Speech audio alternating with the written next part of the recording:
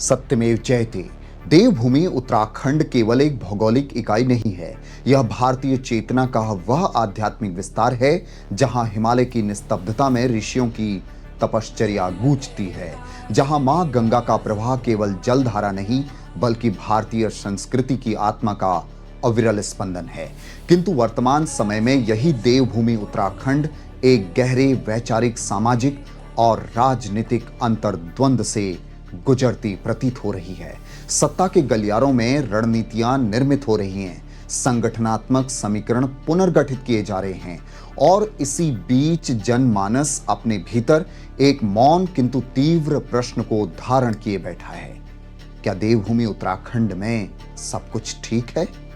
Bharatiya Janata party के राष्ट्रीय महासचिव एवं उत्तराखंड भाजपा के प्रदेश प्रभारी दुष्यंत कुमार गौतम का नाम पिछले लंबे समय से राजनीतिक और सामाजिक विमर्श के केंद्र में बना हुआ है।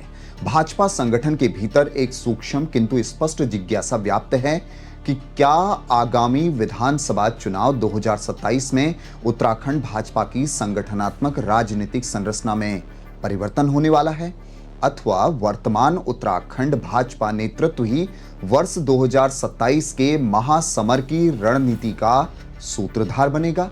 राजनीति के सतही दर्शकों के लिए यह केवल पद परिवर्तन का प्रश्न हो सकता है, किंतु जो राजनीति की गहन संरचनाओं और शक्ति संतुलन की प्रकृति को समझते हैं, वे जानते हैं कि भारतीय जनता पार्टी अपने प्रत्येक कदम को दूरगामी परिणामों की दृष्टि से रखती है।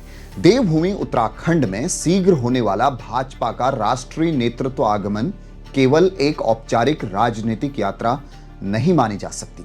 यह उस व्यापक चिंतन का संकेत है जिसमें संगठन की जड़ों को पुनः सुदृढ़ करने, जनाक्रोश की तीव्रता को समझने और आगामी विधानसभा चुनावों के लिए नई रणनीतिक संरचना निर्मित करने का प्रयास निहित है।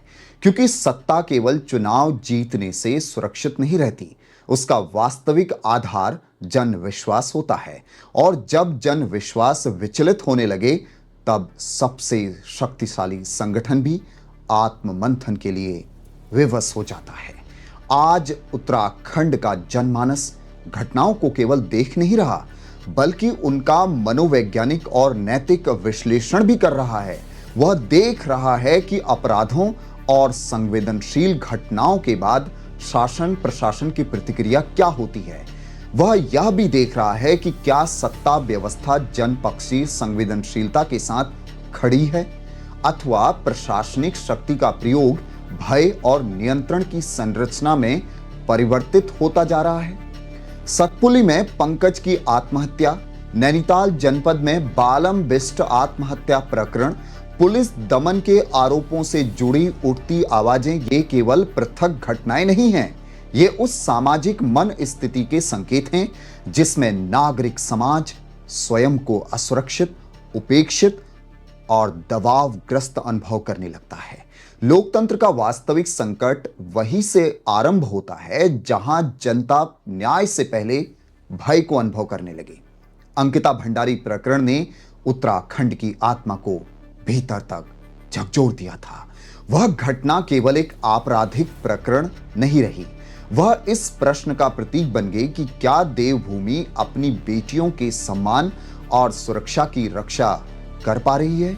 जब समाज बार बार स्त्रियों के विरुद्ध अत्याचार, प्रशासनिक संवेदनहीनता और राजनीतिक संरक्षण के आरोपों को सुनता है, तब उसके भीतर व्यवस्था के प्रति अविश्वास जन्म लेने लगता है और यही वह क्षण होता है जहां लोकतंत्र का सबसे गहन परीक्षण प्रारंभ होता है।